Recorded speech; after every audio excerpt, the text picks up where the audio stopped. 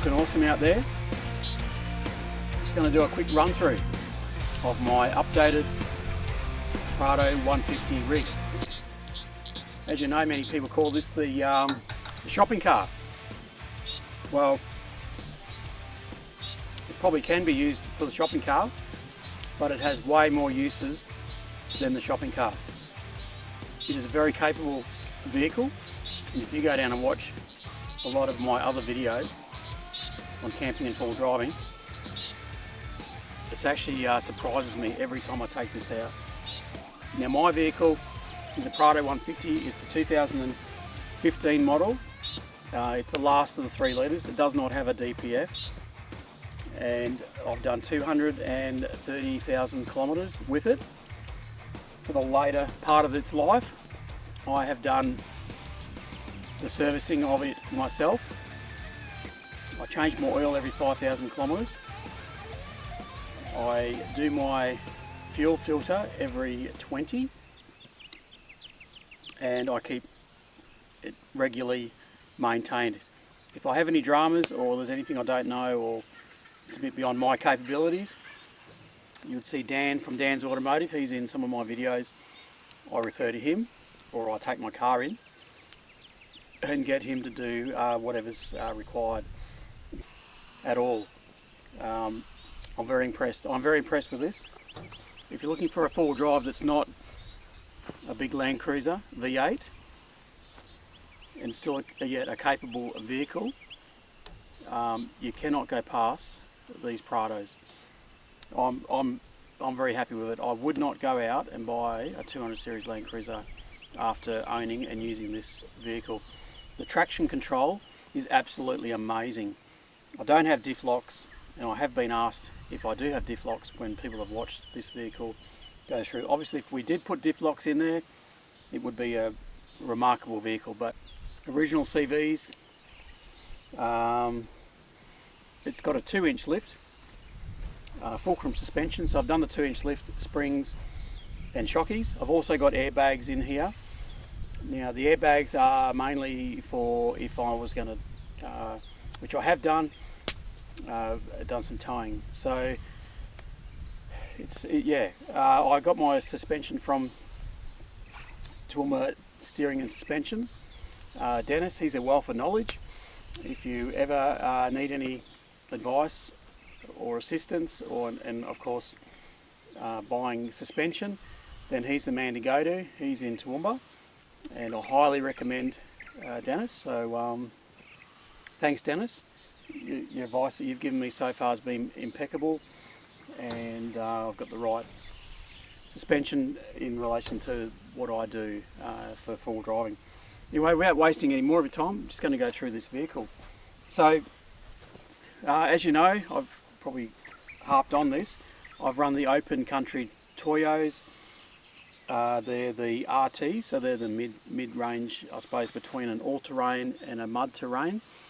Now, these tyres are still going strong. They're probably 50% worn, I'd say. Now, I've done Cape York. We did Cape York, I suppose, this time last year, and I didn't get one puncture, didn't get one issue. I let the tyres down. The lowest I let them down to was 10 psi at one point. That was going through Nolans. I've not had an issue. I have had punches with them driving around town. However, the full driving aspect, I can't fault them. They've been amazing, and when they need replacing, I'm going straight down to get exactly the same tyres. I'm very impressed with them. Now, the Rocksliders, I got them. I've had them for over 12 months, and again, I bought them in preparation for the Cape York trip. And again, they are just an unreal piece of, how would I say it? They are awesome. I got them from Southern Cross Fabrications. They're down at Yatala, and they're still going strong. They've got a few scratches, but that just shows that they've saved my car, in particular the door sills, on many occasions. They are awesome, and the guys down at Southern Cross Fabrications, they are awesome to deal with. Nothing's too hard for them. They're just really good people to deal with. So in saying that, I've actually gone to them because I've had many inquiries about those Rocksliders, and I've asked them if they could work something out, with me, to my viewers that are interested in buying some. So if you want to buy some, at the moment they said if you mention Prado150 out of here, they will give you $50 off a pair of Rocksliders.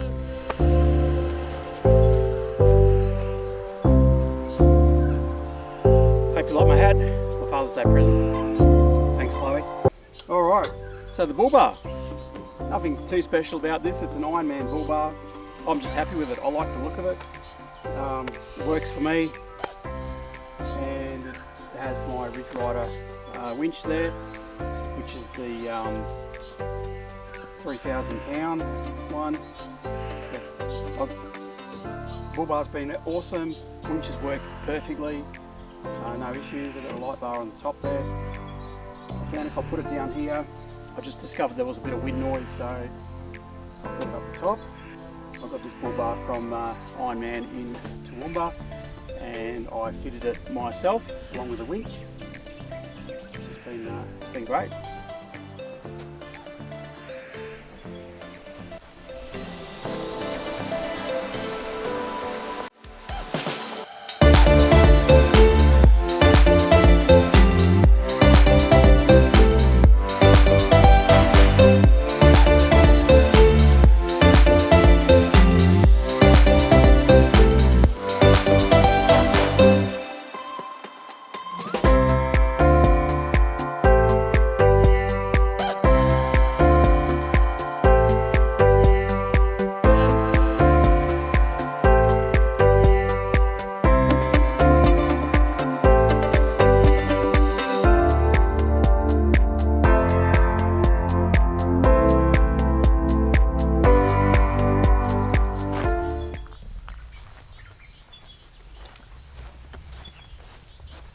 We've got the Safari Snorkel. This came from TJM Toowoomba with the help of my good trusty neighbour next door and the boys. We did this as a project, so we've installed it. It's been tested in Cape York. It doesn't leak. It's actually been a really good, done a sensational job. Now if we just go inside, there's nothing too flash about inside here. It's all fairly standard. I do have an EVC iDrive. Now, I've got to say, I would buy one of these in a heartbeat. I've also had the vehicle tuned. I had the iDrive before I got it tuned, and the vehicle was awesome, performing awesome with the iDrive. So the iDrive complements the tune. Look. I actually don't use the iDrive all that often now. I do turn it on when I go forward driving, but if I have that in automatic mode, it's called AC on here, this car just, I don't know, it just gets up and boogies. I don't know, it's amazing. Yeah, I would recommend getting one of these. The new ones have different settings on them now, a few different fancy settings. This one's just got E, U and AC. I only use AC, but used for ultimate, you can dial it up to number 9, and the E is more eco mode, or it just reduces the power in a sense, I suppose, or the throttle response is probably the better way of saying it. The other thing I've got in here is a scan gauge. Now I got that from King's.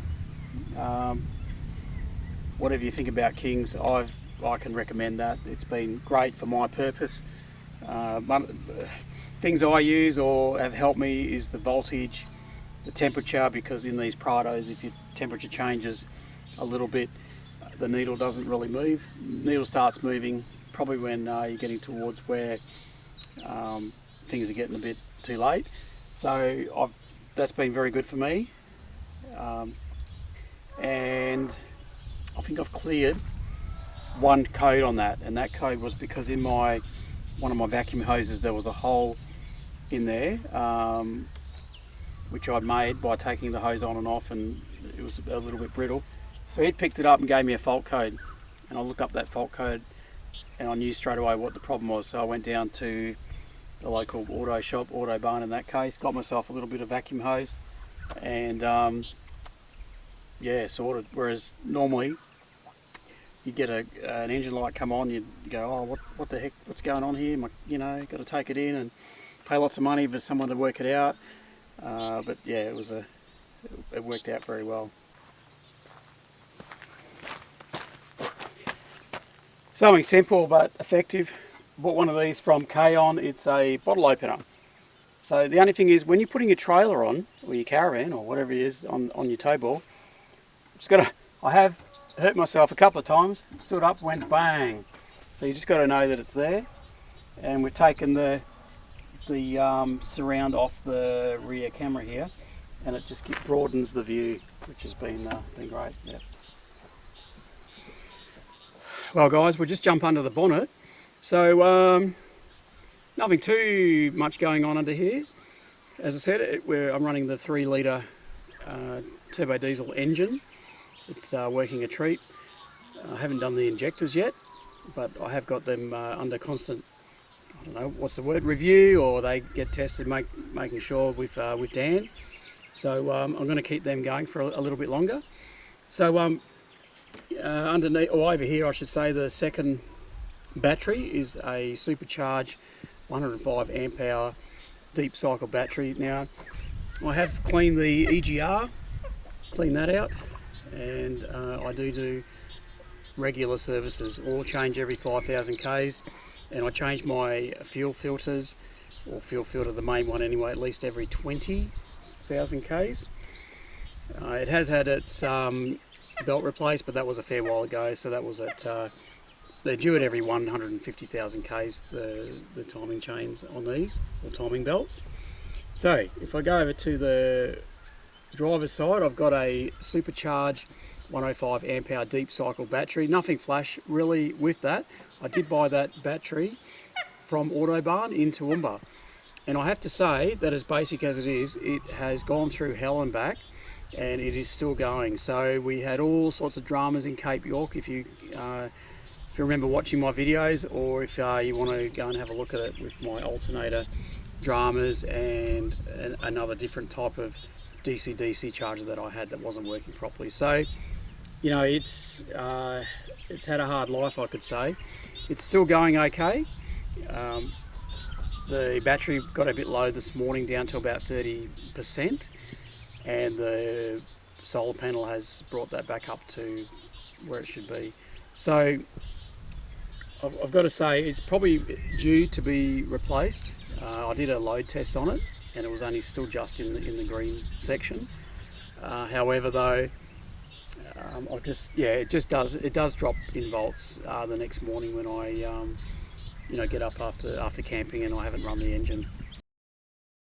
But in saying that, my Red Arc BCDC 1240D is doing an amazing job at looking after that battery. So right now it's being charged by the solar. I have not started this engine yet today, and it's been just, yeah, the Red Arc.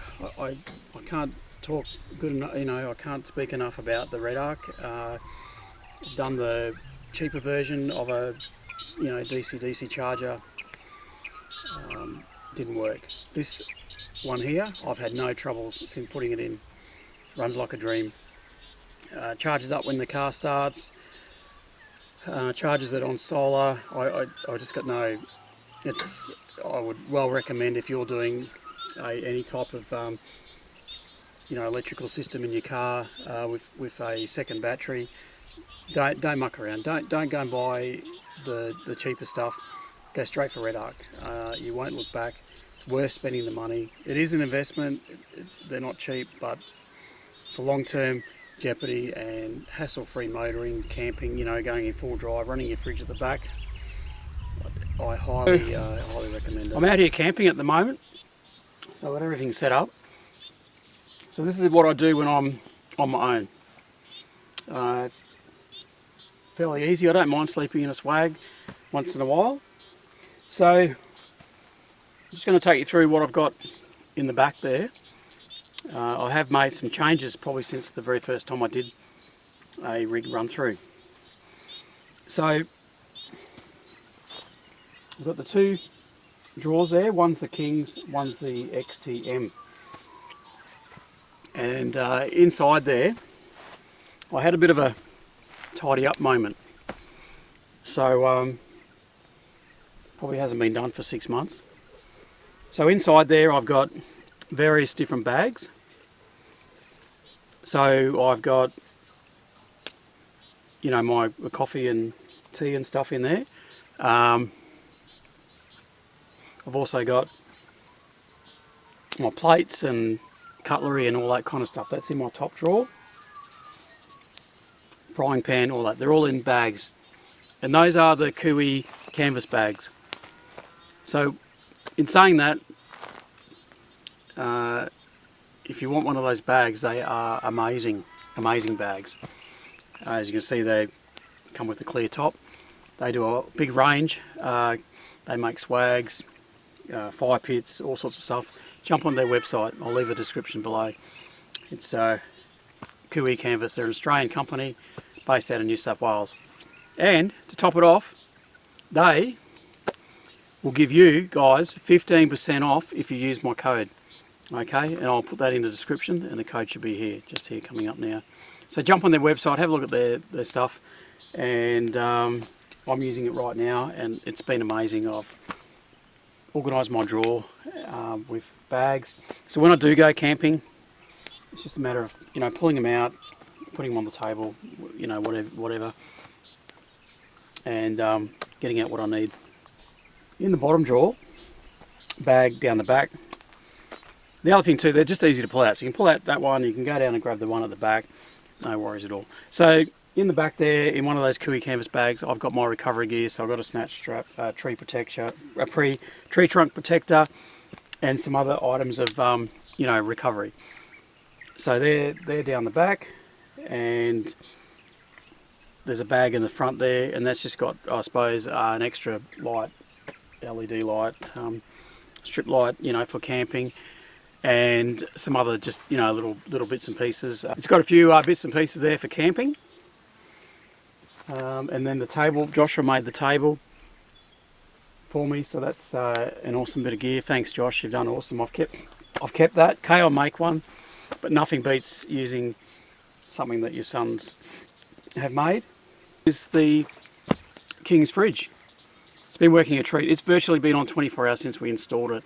The only tip I'd give if anyone buys one or has one, I know they've got a new one out now, a newer model than the one I've got, but I found that you can't just turn it on, leave it on, and have nothing in it.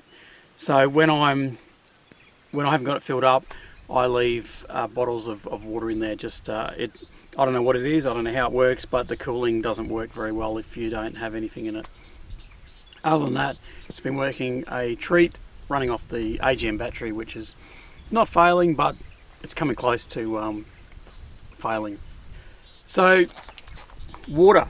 So inside, behind the seat there, I've got water. Someone made a comment in one of my videos that I should use food grade hose, so I've gone and done that.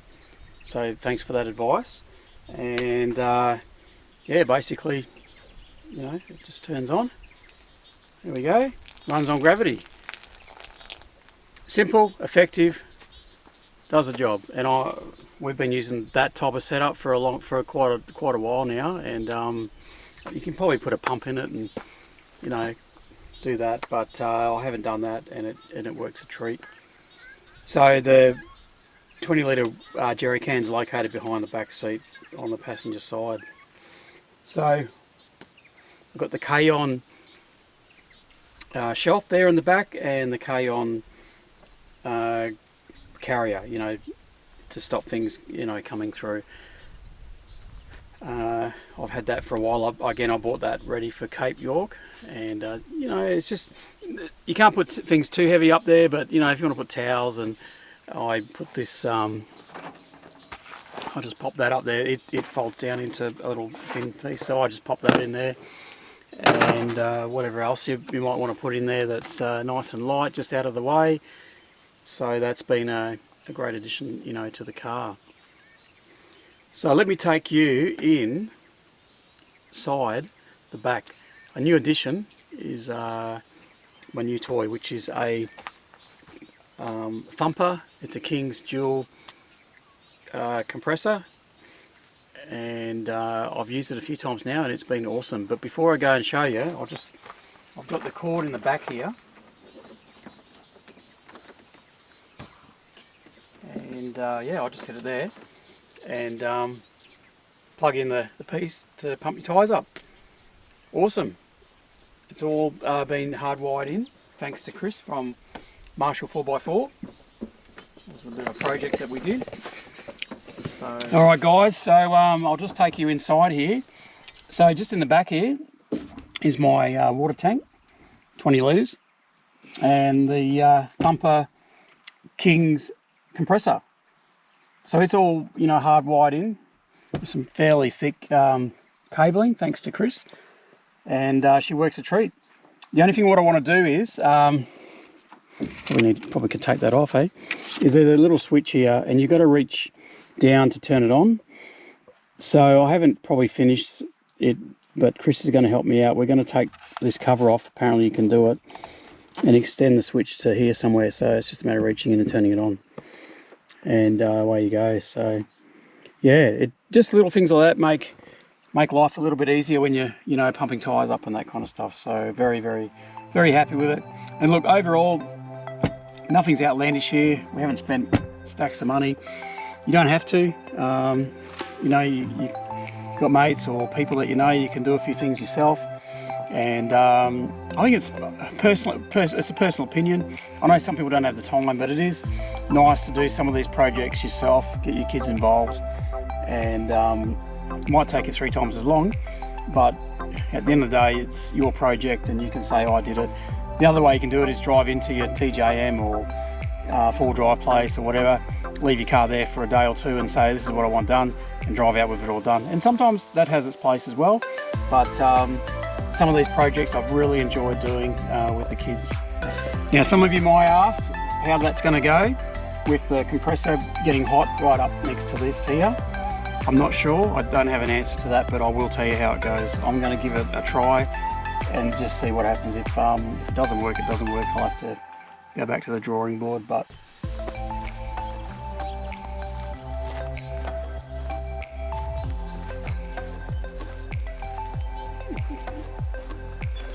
it's a bit smoky. Well guys, that sums up the updated rig rundown on my Prado 150. If you got any questions, please leave a comment on the bottom there, and I'll be sure to answer you.